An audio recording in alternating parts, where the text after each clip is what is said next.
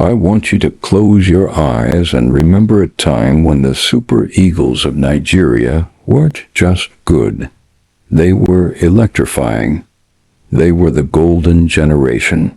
The year was 1994. Rashidi Yekini scoring that iconic goal, shaking the net in a moment of pure, unadulterated passion. You had the unstoppable power of Daniel Amokachi and the dazzling, unpredictable flair of Okocha. They won the 1994 AFCON, and then they burst onto the world stage at the World Cup, playing a fearless, beautiful brand of football. This team, brimming with talent, was predicted to dominate the global spotlight for a decade, maybe more.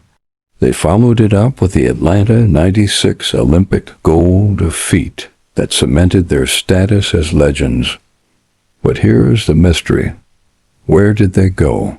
Why did an entire generation of football giants seemingly vanish from the sport's highest echelons, unlike the prolonged careers of today's icons? This is the tragic, unanswered question at the heart of the 1990s Nigerian football story. They weren't just national heroes. They were global exports. Think of Sunday Olise dominating the midfield for Ajax and Dortmund. Think of Fini George winning the Champions League. These were world-class players at the peak of their game.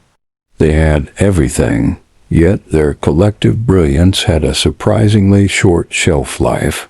To understand what happened, we have to look beyond the pitch and into the unseen obstacles. For many of these players, their journey was a desperate escape from poverty.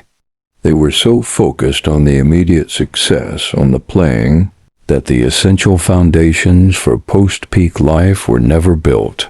I'm talking about an incredible lack of adequate post-career support structures in Nigerian football.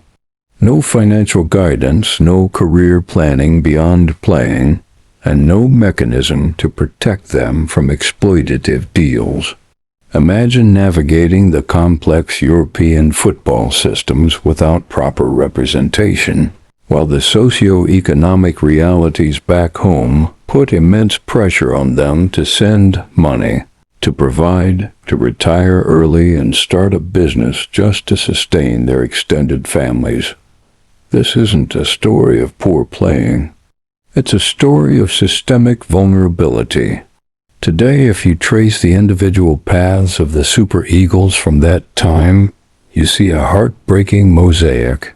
Some, like Olise, transitioned into coaching or punditry, but others faded into obscurity, facing deep financial struggles and personal hardship. Their talent was transcendent, but their careers were unprotected. It's a stark contrast to a player like Cristiano Ronaldo, whose entire career, even now, is a masterclass in professional management and longevity. The legacy of the golden generation should not be a warning, but a lesson. Are we applying those lessons to the emerging talents of modern Nigerian football development? We must advocate for better welfare, financial literacy, and robust support systems that value the player as a person, not just an asset. It's time to honor these legends, the men who brought so much glory to a nation. We owe it to them to ensure their triumphs inspire and their untold stories drive change in African football. Join me next time as we dive deeper into the individual sagas of these iconic 1990s stars and what their lives look like today.